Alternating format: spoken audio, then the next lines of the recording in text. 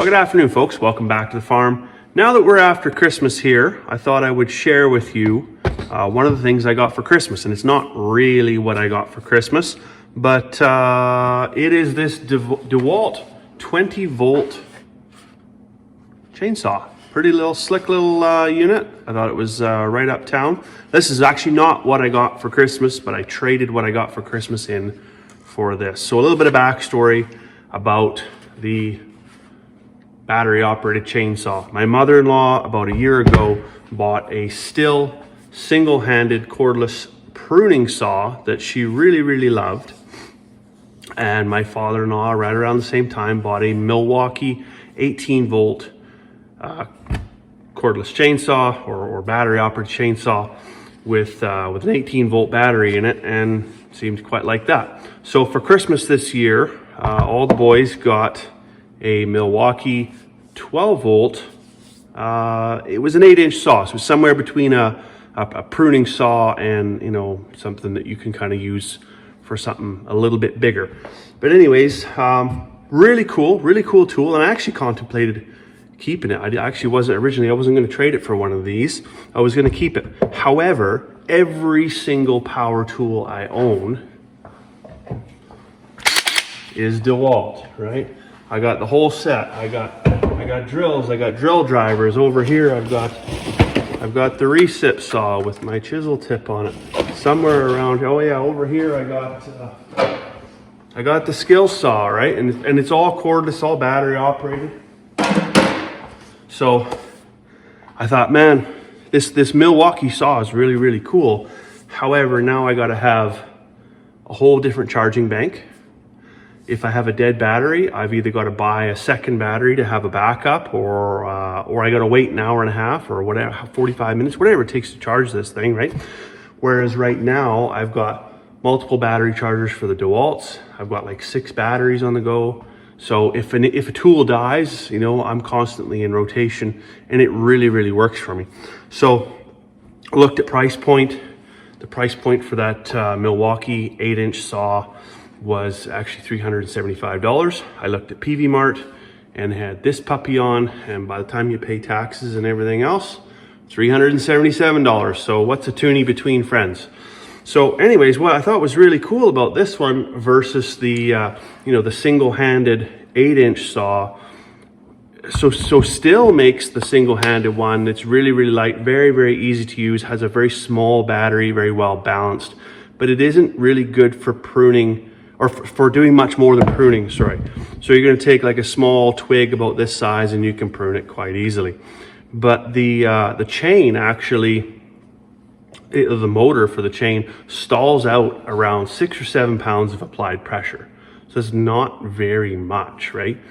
Now, I thought something like this would be really cool to carry around on the side-by-side, you know, because then you're not having to pack gas or anything like that. You just bring a spare battery with you and away you go. You're never worried about foul plugs or, you know, carburetors or mixing gas or anything like that. Now the saws that I currently have, because I don't use them very often, I'm already using Aspen fuel. So it's a stabilized fuel. I use that fuel specifically because if I don't pick up that saw for 3 months, it's going to start in the first 2 or 3 pulls.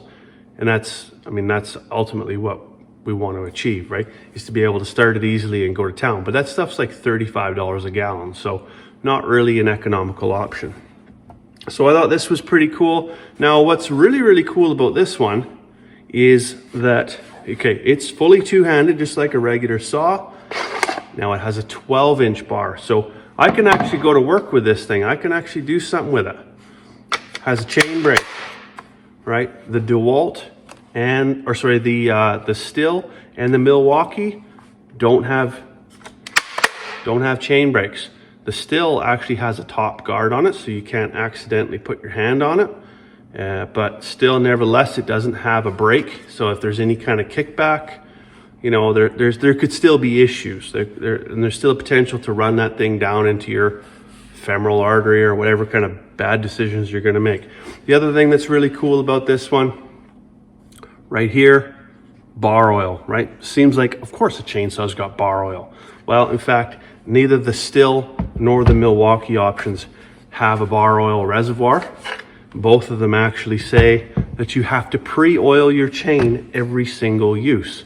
So I don't know how many folks keep, you know, a butter dish full of bar oil floating around that they can pre-oil their chainsaw before they go. But the reality is you're probably never going to actually do that. If you do it, you've got this container that's a huge mess that's probably leaking and getting dust and dirt and all kinds, and it's getting over things. So no, not a desirable thing. So having a bar oil reservoir, pretty cool. The other thing that's really neat is on this side, you'll see there's this knob right here and there's this knob right here. So this one here is part of DEWALT's toolless option. So this is actually the torsioner for the chain.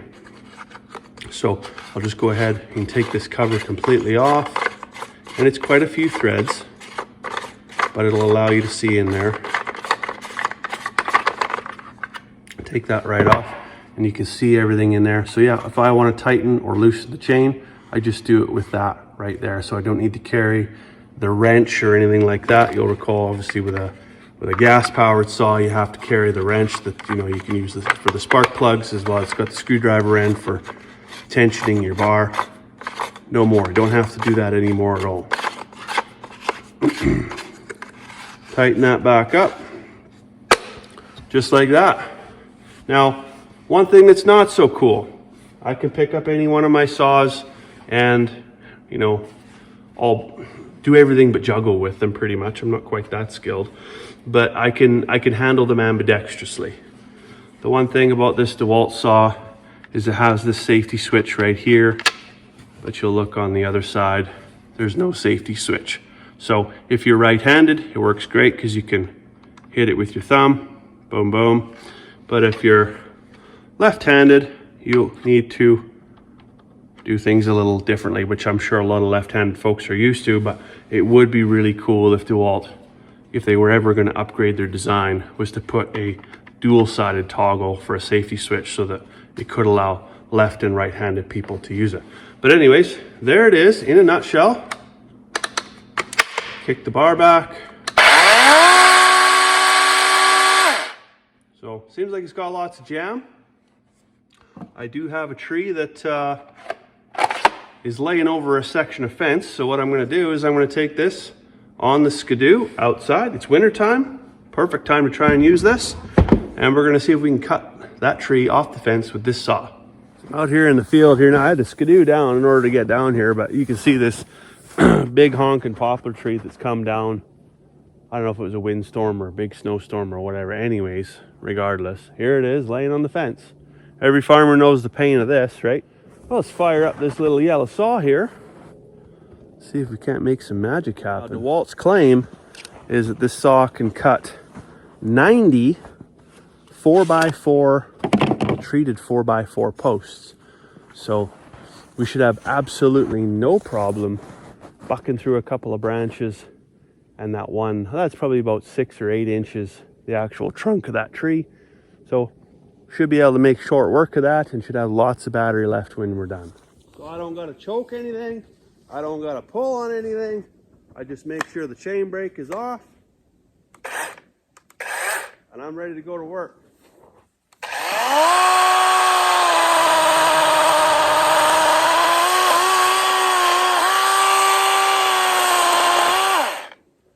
Just like that. That's the first one done and out of the way. See you later. So does it have the same power as a 25cc gas-driven, you know, Stihl or Husky? Of course not. Absolutely not. I think it'd be ludicrous to even think that it possibly could. Put something like this on the back of the side-by-side or tucked in the tractor or on the skidoo or whatever for clearing trail, something like that. Seems to work quite fantastic just for these little small jobs. Now, that said, we're going to try a big job.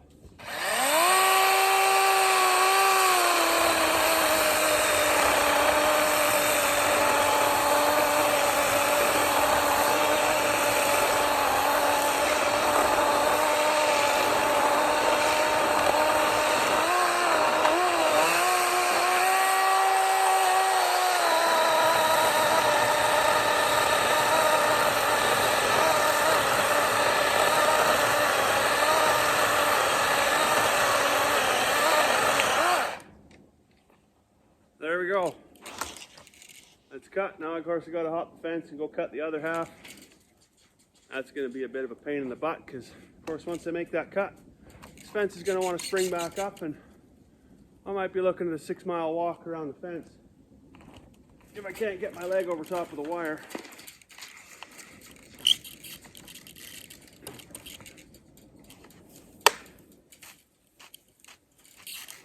Oh, boy, oh boy.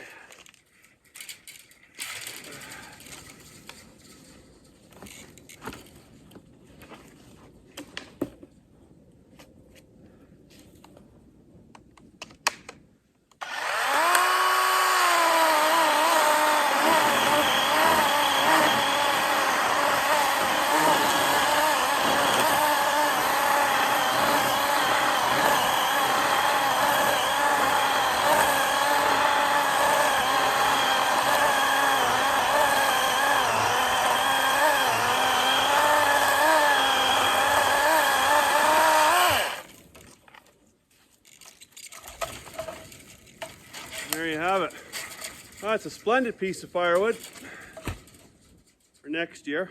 Let's see if I can get back over this fence.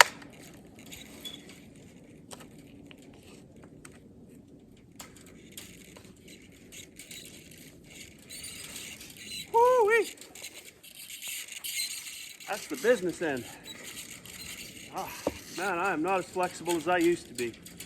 So I think for the $377, having a saw that's got a little bit more capability than just pruning the odd rose bush here and there, and having you know, quite a bit more power, you know, 20 volts versus the 12 or the 18 is definitely quite a good resource to have.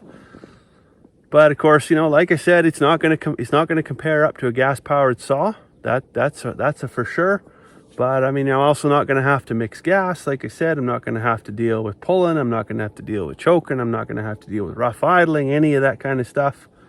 It's just pull the trigger and go. So there's pros, there's cons, you know, there's kind of shit in every field, so to speak. But needless to say, I think it's a good purchase, and I think it's going to get used quite a bit. So I hope you found this little video useful, and I wish you the best of luck with your cordless tools. I'm a DEWALT man myself, but whatever you choose, you know, I'm not looking to get into an argument over Milwaukees or anything like that. Like I said, I don't have any other Milwaukees. I only have DEWALTs, and that's why I thought this would just be a better fit for me. So, of course, I'm not getting paid by DEWALT. This video wasn't sponsored or anything like that. There's no kickbacks. There's no price discounts from PV Mart where I bought this thing or anything like that. It's just my honest opinion, and of course, you saw it work yourself. So if you found that useful, that's great. So please go down below, hit like, hit share, maybe hit subscribe. That'd be great too. But for now, I'm gonna head back up to the house, fix up some hot chocolate, maybe a cup of tea. We'll see how warm the kettle is. I'll let you go for now. Hope you have a fantastic day. We'll see you tomorrow.